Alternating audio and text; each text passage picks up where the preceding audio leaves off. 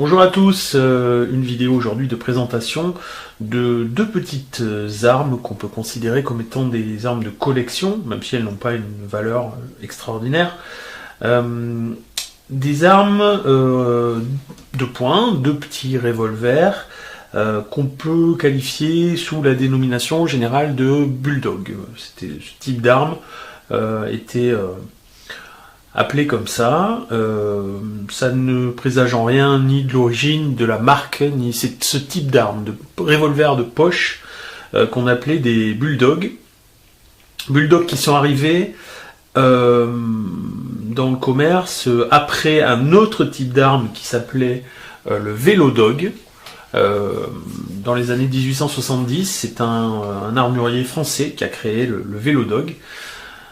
Le vélodog, c'est pareil, c'est un petit revolver comme de poche, on va dire, qui tirait, je crois, des munitions de 6 mm, et qui servait, en fait, comme son nom l'indique, aux cyclistes pour se protéger des chiens errants, qui, à cette époque-là, n'avaient pas encore vu beaucoup de vélos, et qui donc les poursuivaient, et que ça pouvait être dangereux. Donc, encore une fois, on est dans vraiment une autre époque, puisque aujourd'hui, bien sûr, plus personne ne se promène avec ça. Les chiens ont vu tous plus ou moins des vélos, et il ferait pas joli de s'amuser à se défendre d'un chien en lui tirant dessus avec une arme à feu. Voilà, donc on parle, oui, de la fin du 19e. À ce moment-là, par contre, autre temps, autre mœurs, on va dire. Et plus généralement, cette maxime concerne ce type d'arme. Donc là, on est donc dans du bulldog. La différence entre, d'après ce que j'ai compris, la différence entre bulldog et vélodog, c'est que les vélodogs ressemblent énormément déjà à ces armes-là, qui en sont donc inspirées, mais n'ont pas de chien apparent ici. Voilà, il n'y a pas de chien, donc elles sont comme ça d'un bloc. C'est, je crois, ce qui différencie le bulldog et le vélodog. Voilà. Je suis pas super au clair non plus. Là, encore une fois, c'est pas pour faire une leçon d'histoire, mais c'est pour présenter deux petites armes originales et puis les replacer quand même malgré tout un peu dans un contexte donc qui est celui de la fin du 19e, début 20e, où on va dire l'honnête citoyen pouvait acheter chez un armurier ce type d'arme. C'était en vente libre. Pour tout simplement se défendre. Voilà. Aujourd'hui, pour se défendre, il y a deux méthodes principales qui sont le roulé en boule et la course à pied. À l'époque, on avait la possibilité, sûrement une époque un peu plus violente, je ne sais pas d'ailleurs, c'est toujours compliqué de savoir si c'était plus violent ou moins violent, ça devait l'être quand même pas mal.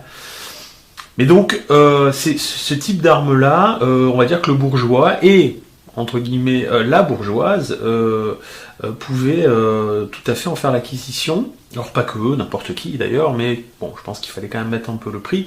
Et puis surtout, c'était pour se défendre des voleurs, des brigands, donc potentiellement plutôt pour des personnes qui pouvaient être la cible, bien sûr, des malfaiteurs. Mais je pense que on peut en retrouver pas mal de ces choses-là, même si les gens s'en sont débarrassés, ou je sais pas trop ce que c'est devenu dans les familles, mais beaucoup de personnes possédaient ce type d'arme par une sorte de volonté de sécurité, on va dire.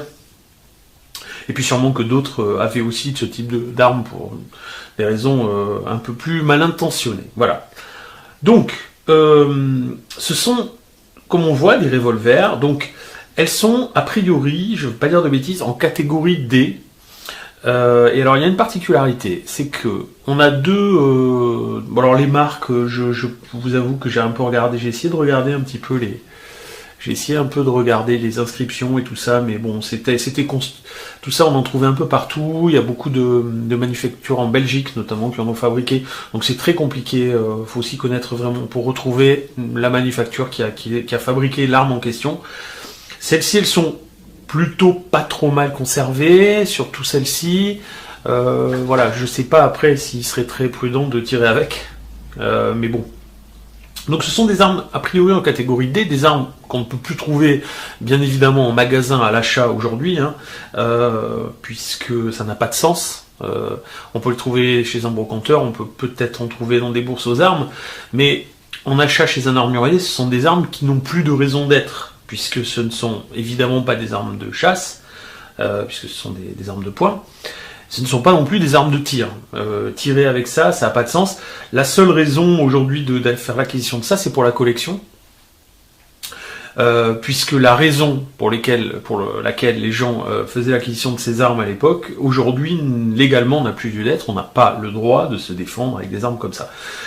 Pour le tir, ça n'a aucun intérêt, ces armes-là, parce que c'est des tout petits calibres, comme on voit, des petits canons, et on est dans on va dire, une précision maximale à 10 mètres. Grand maximum, vraiment. Je suis même pas sûr que ça soit très précis à 10 mètres, pour tout dire. C'était d'ailleurs des armes qui étaient plus pour faire peur que pour tuer. En tout cas, on pouvait tuer avec, j'y reviendrai.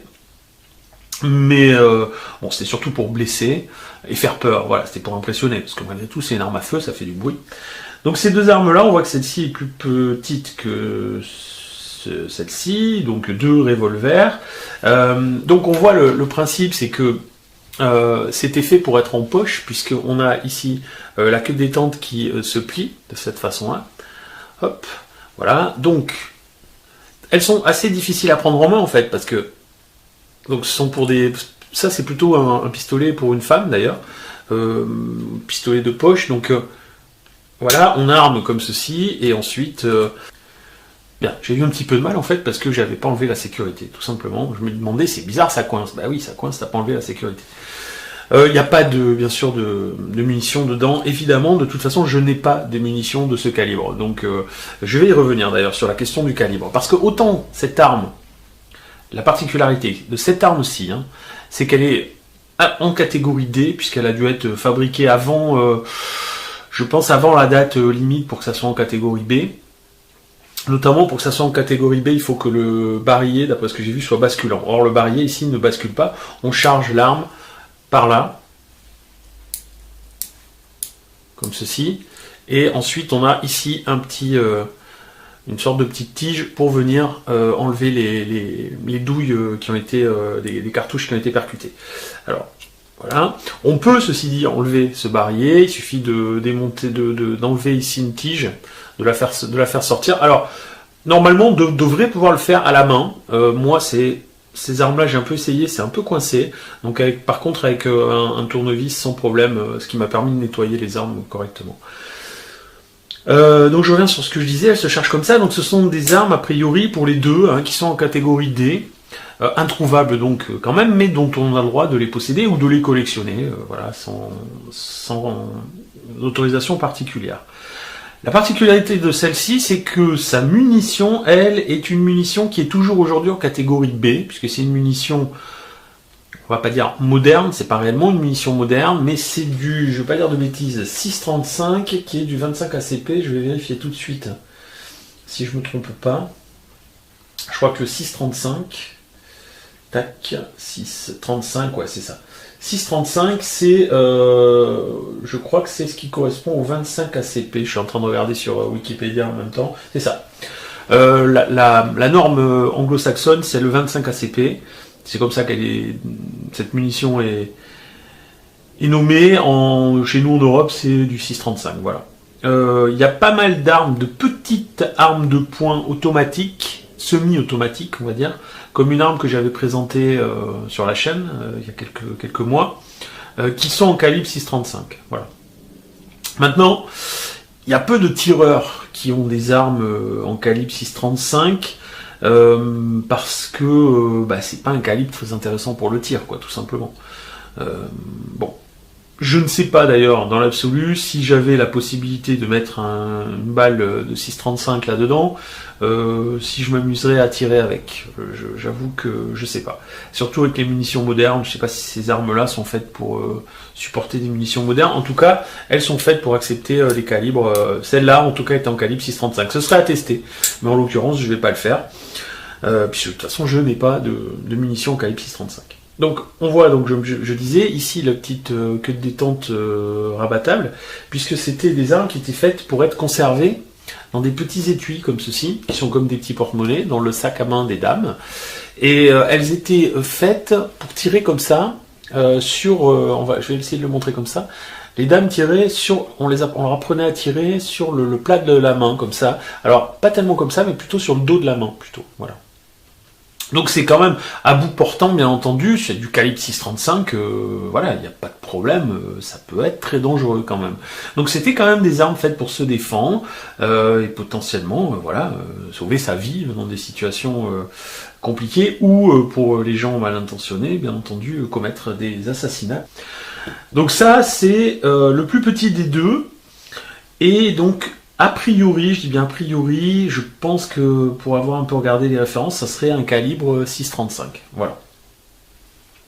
25 ACP donc. Ici, on en a un qui est un peu plus massif, comme on voit, donc pareil, exactement le même. Pour le reste, le principe reste exactement le même. C'est un petit revolver avec une queue de détente qui se replie, simple et double action, qui se charge, donc pareil, le barillet n'est pas basculant, ça se charge ici en bougeant cette pièce-là, et on charge les cartouches par là, et ensuite on bouge cette tige-là pour évacuer les cartouches tirées. Là, a priori, c'est du calibre 320, je crois, c'est-à-dire du calibre de poudre noire. Voilà, ce sont des munitions poudre noire qu'on peut encore trouver dans le commerce, alors soit en... Pour le coup, ce sont des très vieilles munitions, donc il y a pour la plupart très peu de chances qu'elles fonctionnent encore, mais on trouve encore des boîtes qui sont vendues sur certains sites spécialisés. C'est de la poudre noire, donc c'est en vente libre, je crois, il n'y a pas besoin de quoi que ce soit. Je vérifie juste le coup pour le calibre, parce que je veux être sûr de moi. Calibre 320, je crois que c'est ça. Ouais, c'est ça, c'est du calibre 320 en poudre noire. On peut aussi trouver sur un site dont j'avais parlé quand j'avais présenté le revolver Pieta, le Remington 1858, j'avais acheté sur un site de quoi faire des cartouches en papier. Ben, sur ce même site, ils vendent de quoi constituer des cartouches pour pour ce calibre-là. Voilà. Bon, encore une fois, ça a quasiment aucun intérêt, puisque ce sont des armes qui, en gros, n'ont aucune utilité, si ce n'est le plaisir de la collection, de garder des pièces d'histoire quand même, et peut-être aussi comme ça, quoi, pour tester, si un jour on a l'occasion, tester la munition, voir comment l'arme réagit. Encore une fois, moi, ce qui m'inquiète un peu pour le test, c'est que ce sont des toutes petites armes, donc on est quand même obligé de... La manipulation n'est pas aisée, on est quand même obligé de les tenir d'une certaine manière. Je ne sais pas à quel point elles sont bien construites, je ne peux pas le dire, donc je ne sais pas à quel point on risque pas de se les faire péter dans les mains. Donc on va dire que c'est pas vraiment des armes avec lesquelles moi je m'amuserais à tirer, d'autant plus que, voilà, comme j'ai expliqué, ça serait vraiment pour juste le plaisir d'essayer une arme et de faire du tir avec. Pas pour s'amuser à tirer sur quelque chose, parce que je pense qu'à au-delà de 6, 7, 8 mètres, je crains malheureusement qu'il n'y ait quasiment aucune précision, quoi. Ça serait à tester. Je ne sais pas s'il existe des vidéos qui testent ce type d'arme. Voilà. Donc c'est intéressant parce que c'est quand même un pont de notre histoire, quoi, tout simplement. Il y a c'est pas si loin que ça finalement. On peut dire au siècle dernier, c'est-à-dire là, on est en 2018, donc 2019, donc 1919. C'est ce genre d'armes qui était très répandu encore et que les gens pouvaient tout à fait acheter et qu'on trouvait à peu près partout. Bon, peut-être les gens, même si c'était sûrement une époque très difficile, il y avait peut-être malgré tout quelque chose qui empêchait les gens de s'entretuer avec des armes à feu, puisqu'elles étaient quand même largement disponibles et il n'y a pas eu, je parle pas des guerres évidemment, mais il n'y avait pas des tueries de masse. Bon, après, ce sont des armes avec lesquelles c'est compliqué d'abattre beaucoup de personnes, comme je l'ai dit, ce sont vraiment des armes de défense. C'est une autre époque, c'est une autre idée. Clairement, on n'est plus dans les mœurs aujourd'hui, plus du tout dans les mêmes mœurs. C'est un pont d'histoire et tout ça aujourd'hui, voilà, n'a plus de raison d'être, je dirais, si ce n'est pour le plaisir de la collection. Je vais zoomer un peu dessus, histoire qu'on les voit peut-être un petit peu mieux, parce que je les ai montrées de loin. Donc on voit celle-ci. Alors il y a des marques, un petit peu quand même. Je les ai relativement nettoyées, mais je pense qu'il y aura encore du travail de nettoyage possible. Mais voilà, celle-ci est plutôt en bon état. Pas trop, voilà, rien de spécial, pas trop de décoration. Donc sûrement des inscriptions ici qu'on voit. Après il faudrait que je les déchiffre bien pour essayer de remonter la piste. Bon là c'est flou bien sûr. J'essaie de remonter la piste. Je l'avais fait, mais je dois avouer que je me rappelle plus exactement ce que j'avais trouvé. Et donc la seconde, alors celle-là est un peu plus rigolote parce que bon voilà, il y a on a ici quelque chose d'un peu décoré. Maintenant, bon, c'est pas non plus, voilà, c'est pas un ouvrage extraordinaire. On voit qu'elle est un peu plus piquée quand même. Donc j'essaie maintenant de les garder le plus propre possible. Encore une fois, hein, ce sont des armes qui sont pour la pardon, pour la collection. De toute façon, j'ai pas de munitions pour tirer avec. C'est pas le but. Parce que pour le tir, moi j'ai une licence de tir, donc j'ai mes armes qui sont faites pour le tir. Voilà, c'était la présentation donc de 2 petits revolvers de type Bulldog à garder pour la collection, pour le souvenir. Et voilà, on se retrouvera dans une prochaine vidéo. Je pense peut-être pour parler jeux de société, si tout va bien. Allez, à la prochaine, ciao.